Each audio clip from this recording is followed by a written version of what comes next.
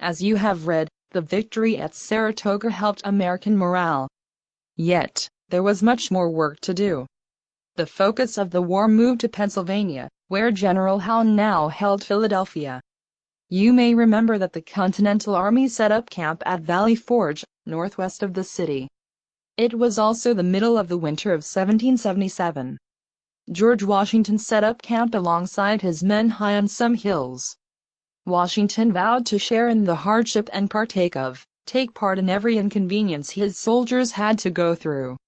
While Washington did suffer, he lived with his aides in a stone house at Valley Forge. His men lived in the small wooden huts they built themselves and used straw for their mattresses. At the same time, General Henry Clinton had become the new commander of British forces in North America. Unlike the Americans, Clinton and his men settled into quarters in Philadelphia. Here, they lived pretty well. Loyalist families gave them places to stay. Clinton and his officers went to parties and ate good food. As you've read, the soldiers in the Continental Army suffered greatly from the cold. They had little food. Some chose to desert, or run away from the army.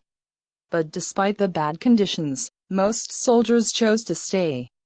Loyal to General Washington and wanting to keep up the fight, they spent the winter training under von Steuben.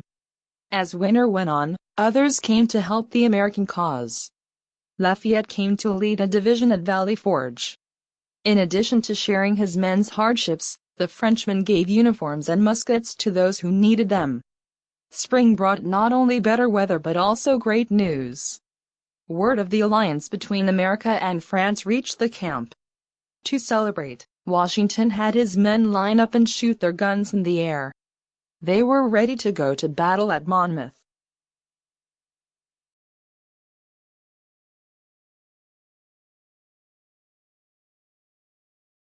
Pennsylvania wasn't the only place where the war was being fought.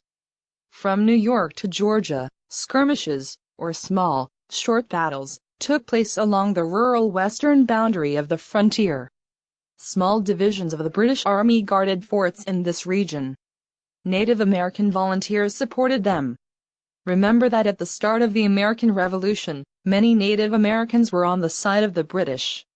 They were afraid that if the Americans won, they would take over more Native American land. British General Henry Hamilton and his Native American allies planned to attack the frontier. But American frontiersman George Rogers Clark heard of these plans. So he led a small force in a surprise attack on one of the British bases, Fort Vincennes, Vincennes. Hamilton surrendered, and the joint British-Native American offensive was stopped. Despite Clark's victory at Vincennes, American settlers found themselves always fighting Iroquois forces.